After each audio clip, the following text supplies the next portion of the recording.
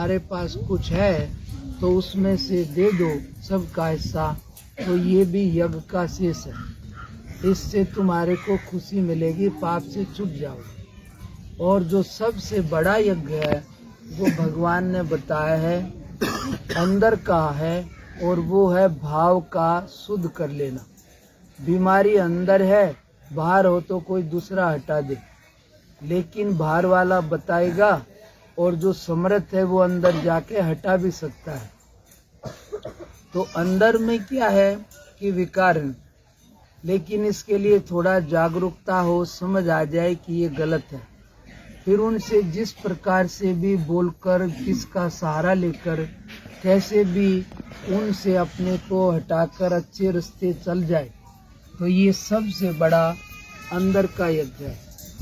कितने भी बाहर के कुछ भी हो जाएं, लेकिन घर में कलेश है तो सुख शांति नहीं है। लेकिन वो विकार कहाँ है? अंदर है। क्रोध आए, काम आए, लोभ आए, लालच आए, ये सब अंदर से चलते हैं। अब इनको कोई पहले तो गलत समझ ले, फिर हटा के इनके विपरीत चल जाए किसी भी प्रकार से सहारा लेके, तो इसको लेकर के बोलेंगे कि ये क्या होगा? यज्ञ हो गया। अब आज की जो बात है वो इस समय आज से मंगल कार्य शुरू होते हैं समाज में। आप लोगों को मालूम होगा कि आज शादी वादी हो जाएंगी, पंडित की जरूरत नहीं पड़ेगी, अपने आप सिद्धि कर लो। क्यों? इसको सिद्ध तिथि बोलते हैं।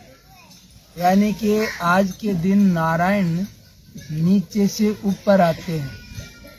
जैसे 3 देव है, और देव तो पता नहीं है कि नहीं, लेकिन 3 गुण तो जरूर हैं। भगवान ने 3 गुण बोले हैं, तो सबसे ऊपर इनमें सत्वगुण है। सत्वगुण जो है वो ज्ञान की तरफ ले जाता है, निर्मलता देता है और उलझनों से निकाल देता है। रजोगुण में लोभ लालच आ जाता है, संसार में ज्यादा ले जाता है। और तमोगुण आलस सुस्ती में डालता है, पड़े रहना, ऐसे ही इनका अपना काम है। लेकिन आज ही देव तो बदलते ही रहते हैं, पर आज ही ज्यादा उसका क्यों होता है? आखिर जैसे सूर्य नारायण को जब उगता है तो ज्यादा नमस्कार किया जाता है, और भी कोई भी आदमी कब उसकी पूजा होती है? कोई जब अच्छाई की तरफ चल पड़े तो वो बढ़िया हो जाता है, खराब भी। और खराब भी बढ़िया की तरफ चलने से अच्छा हो जाता है, और अच्छा भी खराब की तरफ चलने से गिर जाता है, खराब हो जाता है। इसलिए ये सत्वगुण के प्रधान नारायण, यानी कि नारायण का ऊपर आ जाना, तो समझो तुम्हारा देव उत्थान हो गया। यानी कि आज नारायण कहाँ से आए? सबके अंदर रहता है। कोई भी जीव ऐसा नहीं है जिसके अंदर चेतन ना हो, लेकिन किसी में कैसे रूप में दबा है, किसी में कितना, किसी में कितना, लेकिन उसका प्रकट हो जाना बड़ी बात है। सबके अंदर भगवान है, कोई ऐसा नहीं है जिसके अंदर ना हो। लेकिन फिर भी महिमा किसकी है? जिसके अंदर प्रकट हो जाए। पानी लेने, सारी धरती में पानी है, पर कहाँ जाओगे? जहाँ पर प्रकट है। तो इसलिए ये सत्वगुण का देवता है। ये इसको बोलते हैं कि पाताल से आया है। आज के दिन नारायण पाताल से आते हैं। और यहाँ पर कौन था अभी? शंकर जी। यहाँ पर 4 महीने का समय, बारिश जब शुरू होती है तो वहाँ से ज्यादातर साधु संत और भी चलना भी रुक के, और शंकर जी की पूजा विशेष होती है। और जैसा देवता होता है वैसे गण भी होते हैं। इसलिए शंकर जी आते हैं तो पानी उनके सिर पर है, और सांप, बिच्छू इत्यादि जानवर उनके गण हैं। ये सब उस समय पर आ जाते हैं, और 4 महीने खूब सब रहता है। और आज के दिन अब नीचे कौन चला गया होगा? तो आज के दिन ब्रह्मा जी अभी ऊपर से नीचे चले गए। ब्रह्मा नीचे चला जाए तो बढ़िया क्यों मानते हैं? ब्रह्मा कामना का प्रतीक है, संसार का रचयिता है। कामनाएं नीची हो जाए, कम हो जाए तो सुख हो जाएगा। आदमियों को जरूरत की कमी नहीं है। कोई भी लोग परेशान है तो फालतू की इच्छाओं से परेशान है। जरूरी जितना है उसकी व्यवस्था में सबको मिला है। इसलिए सत्वगुण ऊपर आ जाए तो कब जब कामनाएं कम हो जाएं, इच्छा कम हो जाए, वो किससे होगा? ज्ञान से। ज्ञान का मतलब ऐसे तो कोई भी ज्ञान है, लेकिन यहाँ पर है जो उलझनों से निकाल दे। तो उलझनों से निकालने वाला यानी कि जो सच्चा सतोगुण का ज्ञान है, अर्थात जब तुम्हें थोड़ा असलियत का पता लग जाए, कैसे आखिर संसार की चीजों में सुख लगता है। सभी दुनिया भाग रही है, लेकिन आज तक इससे किसी को सुख शांति मिली नहीं है। और तुम अपने जीवन से भी समझ सकते हो, आखिर इसमें सुख शांति हो तो सोने की किसी को जरूरत नहीं है। लेकिन ऐसा कोई है जो नींद न लेना चाहे? एक समय सब इससे परेशान हो जाते हैं तो सोते हैं, सोने में हल्के हो जाते हैं और संसार में भारी हो जाते हैं। लेकिन अच्छा कौन सा लगता है? संसार के लिए दिन रात उल्टा सीधा कुछ भी करते हैं, फिर भी इसमें आज तक किसी को शांति नहीं मिली। तो इसका मतलब ये नहीं है कि मिली नहीं, इसका मतलब है कि इसमें है नहीं। होती तो आज तक किसी ना किसी को मिल गई होती, लेकिन ये भगवान की माया है। ऐसा लगता है ये हो जाएगा तो हो जाएगा, गाड़ी आ जाएगी सुख हो जाएगा, मकान हो जाएगा सुख हो जाएगा, नौकरी हो जाएगी सुख हो जाएगी, लगता है। लेकिन किसी के पास सारी चीजें हैं, लेकिन एक भी आदमी ऐसा ले आओ अब जिसको कोई कलेश चिंता ना हो। आदमी तो क्या कहते हैं, महाराज पैसे से सुख। मगर पैसे से सुख होता हो तो पैसे वाले तो सुखी हो जाएं। लेकिन ये तो और आज के दिन ज्यादा जितने भी झगड़े हैं ना कोर्टों में, वे पैसे वालों के ही हैं। गरीब आदमी तो क्या करेगा। लेकिन यहाँ पर जो बात है प्रसंगवश, आज के दिन तो इस समय नारायण पाताल से ऊपर आ गए। पाताल का मतलब नीचे, यानी कि तुम्हारा जो अच्छा गुण नीचे था और ऊपर आ जाए तो समझो कि तुम्हारा देव ऊपर आ गया। तुम्हारे विकार ऊपर हों और वो हटके सद्गुण का थोड़ा सा भी असर आ जाए तो समझो कि तुम्हारा देव जाग गया। शंकर जी यहाँ पर थे, उनके साथ जैसा था वो ऊपर चले जाएंगे, ठंडी बढ़ जाएगी। ऊपर पानी चला जाए तो ठंड हो जाएगी ना। मैं भी आज एक ऐसी जगह था, अब उसमें पन्नी लग रही थी, गीला था, तो उससे सब ठंडा ही ठंडा हो गया। तो वो जैसा जहाँ जाएगा उसका असर होगा। ब्रह्मा जी ऊपर से नीचे चले गए, यानी कि कामना का वो नीचे, कामनाएं नीचे चले जाएं और ज्ञान हो जाए तो हो जाएगा। फिर भी मैं ये भी नहीं कहता कि तुम कामनाओं को पूरा मत करो, पर मैं इतना ही महापुरुषों की बताई एक बात बताता हूँ कि तुम यत्न करो, लेकिन हर एक कामना किसी की पूरी नहीं होती है। और ना कितने होके चले गए, और एक आध हर किसी की हो भी जाती है। दशरथ जी की भी सारी नहीं हुई थी, कोई ना कोई तो हर किसी की रह जाती है। लेकिन समझने की बात क्या है, जो गुरु लोगों ने बोला कि यत्न करो, पर क्या करो? जो नहीं हो रहा है तो तुमसे जो हो सकता है वो करो। आदमी से इच्छा का पूरी करना क्या हाथ है किसी के? बोलो। लेकिन तुम्हारे हाथ में क्या हो सकता है? नहीं मालूम। तुम्हारे हाथ में इच्छा पूरी करना नहीं है, लेकिन तुम इच्छा छोड़ सकते हो। समझ में आया कि नहीं? इच्छा छोड़ना तुम्हारे हाथ में हो सकता है, पूरी करना हाथ नहीं है। मैं ये भी नहीं कहता कि कोशिश नहीं करो, लेकिन जब यत्न कर लिया, अरे बुढ़ापे आ गया, आज तक जब इन चीजों से शांति नहीं आई तो अब कहाँ से आ जाएगी? कुछ तो अपनी समझ से चल लेना चाहिए। किसी को भी देखो, इसमें ऐसा लगेगा कि हाँ ये हो जाएगा, लेकिन अंत में थकान, अशांति यही आता है। छोटी सी बात ऐसे मैंने पहले भी बोली हो, लेकिन हम नए नए बाबा जी थे। बाजरे की रोटी मिली थी मुझे, रोटी मांग के लाया था, तो हमारा एक साथी भी था। अब घर में तो इतनी रोटी मैंने कभी नहीं खाई थी, लेकिन पैदल चलते भूख लगती और दूध दही का तो दर्शन भी जल्दी नहीं होता था, तो रोटी खा रहा था, बाजरे की थी। तो क्या हो गया, थोड़ा अंदर कम जाती है, कुछ साथ में नहीं हो तो हमारे साथी ने रोटी खा ली और वो बोला मेरे से कि थक गया।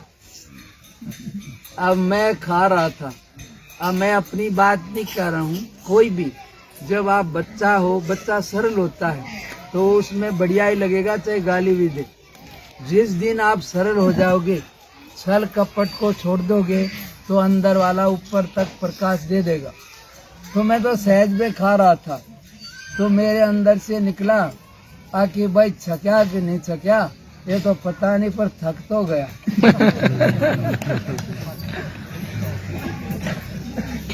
ये बात सहज में ही आई थी, लेकिन बाद में मैंने इसी बात पर विचार किया। अब ये बात मेरी तो नहीं है, किसी ने बोली, और बाद में जब मैंने विचार किया तो ये पूरी दुनिया का सत्य निकला इस बात में कि यहाँ कोई भी थकता नहीं है, सभी आदमी थकते ही हैं। किसी भी बुढ़े को पूछ ले हम कि क्या निकला, अब महाराज जिंदगी ऐसे ही चलेगी। लेकिन उसको दोबारा जवान कर दें तो वहीं मिलेगा जहाँ से आया। तो इसको क्या बोलेंगे, अग थका नहीं है, सब थके ही हैं। यहाँ पर कोई भी थकता ही, सभी थकते ही हैं। कोई भी थक जाता तो फिर वो इसके पीछे नहीं जाता। जिस चीज से तुम थक जाओगे ना, तो उसकी तरफ देखना ही पसंद नहीं करोगे। लेकिन ये आदमी थोड़ी देर के लिए थक जाते हैं और थोड़ी सी हिम्मत आते ही वहीं मिलते हैं। इसलिए ये संसार में इच्छा है, मेरा कहने का कि इच्छा पूरी दुनिया, कई ऐसे हमारे देश में हो गए जो चक्रवर्ती, लेकिन किसी को भी संतुष्टि और शांति नहीं मिली। और भगवान ने बोला अनित्यम सुखम, अर्थात ये रहने वाला नहीं है। चलो तुम्हारे पास कुछ हो भी तो कैसा भी बढ़िया हो, बढ़िया नहीं रहेगा। गाड़ी वाले को भी गाड़ी एक दो दिन ही बढ़िया लगती है, और दो चार बढ़िया कैसे भी कपड़े हों, दो चार दिन बढ़िया लगते हैं। कोई भी चीज खाना हो, गाना हो, कुछ भी हो, बराबर बढ़िया ना लगता है और ना लगेगा। कुछ देर के बाद भले लग जाए, लेकिन दुनिया की कोई भी चीज ऐसी नहीं है जो बराबर अच्छी लग जाए। इस दुनिया में अमृत क्या है पता है? अमृत बोलते हैं जो मरता नहीं। अब अमृत तो देखो कहीं आजकल मानसरोवर में भी नहीं मिलता बताते, लेकिन अमृत और कुछ नहीं है जो मुर्दा ना हो। तुम्हारी आत्मा, तुम्हारा होना, वो अमृत है। सब चीजों से आदमी उब जाता है, लेकिन फिर भी बना रहना चाहता है। मरना भी उसको मालूम है कि ये इस आफत से छूट जाऊंगा पर रहूंगा। लेकिन यहाँ पर अमृत क्या है? यहाँ पर अमृत है, दो भगवान ने अमृत दिए यहाँ पर। एक भगवान का नाम और एक भगवान की कथा। खाना थोड़ी देर बाद अच्छा नहीं लगेगा, लेकिन आप यहाँ सुनते हो, आज सुन लेना। यहाँ दो ही नाम चलते हैं, या ओम नमः शिवाय कभी, या हरे कृष्ण हरे राम।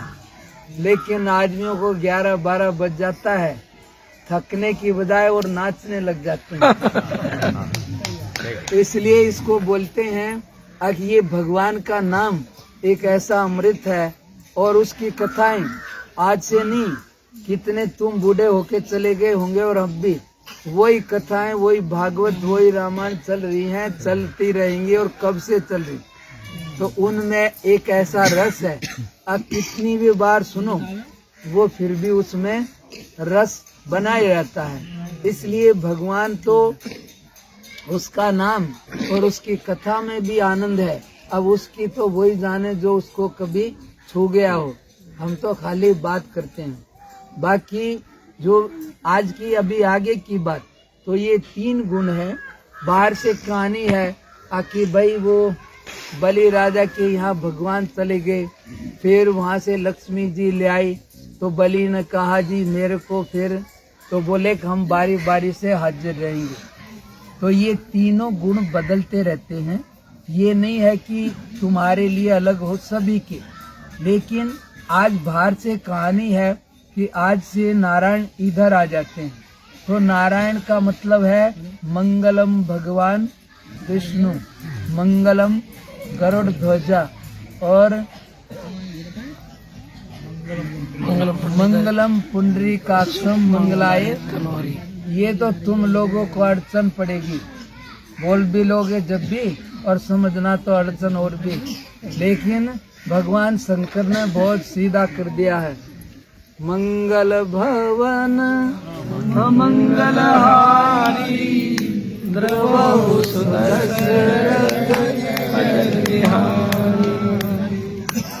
राम। जिसके क्या कहा भगवान शंकर ने, बोले किसी ने कहा ये कविता, बोले कविता नहीं है, इसमें मंत्र फिट कर दिए सारे। इसलिए ये मंगल का घर है और सब मंगलों का हरने वाला है। वो दशरथ जी के आंगन में, दशरथ जी का भी महाराज जी बात बता रहे थे, 10 इंद्रियां हैं, इनको जो भी संयम में कर ले उसके अंदर भगवान नाचने लग जाएगा। हमारी शक्ति है, नींद में इकट्ठी हो जाती है तो अच्छा लगता है, और वही बिखर जाती है तो खोखले और भारी हो जाते हैं। समझ में आता है ना? इसलिए सब अंदर है। तो इसलिए दशरथ यानी कि इंद्रियों का फालतू प्रयोग करना शक्ति का बिखरना है, और जरूरत का प्रयोग करने से शक्ति इकट्ठी हो जाती है। इसलिए जो इस 10 इंद्रियों पर संयम कर ले, मन 11वां है, तो इसलिए वो भी फिर इनसे ही बाहर जाता है। ये हो गया तो वो भी हो जाएगा। और भी एक बात बीच में कि मन बड़ा चालाक है, ऐसा भी है, लेकिन लोग इस मन के भी गुरु है। मैं तो अपने से थोड़ा समझता हूँ। क्या कहते हैं महाराज, मन नहीं मानता, ये करता है बार बार। मैं कहा यार मन ना माने चाहे माने, मैं कहा तू मान जा। यदि तू मान गया तो मन क्या कर लेगा भाई? तू ही ढीला होता है तो कहता है ये मन का तो बहाना है, जिसने जो करना है बहाना बना लेता है। लेकिन तुमने पक्का कर लिया आज इधर जाना और ये नहीं करना, तो मन कुछ करेगा? बोलो, व्रत तुम ही करते हो, तोड़ते भी तुम ही हो। तो इसलिए मन तो एक यंत्र है, उसको तुम जैसे चलाओ चल जाएगा। उसका स्वभाव ही है कुछ ना कुछ हरकत करते रहना। हाँ, इतना जरूर है कि वो खाली नहीं रहेगा, कुछ ना कुछ लगा रहेगा। लेकिन फिर भी एक शक्ति है, आपको समझ से जिधर लग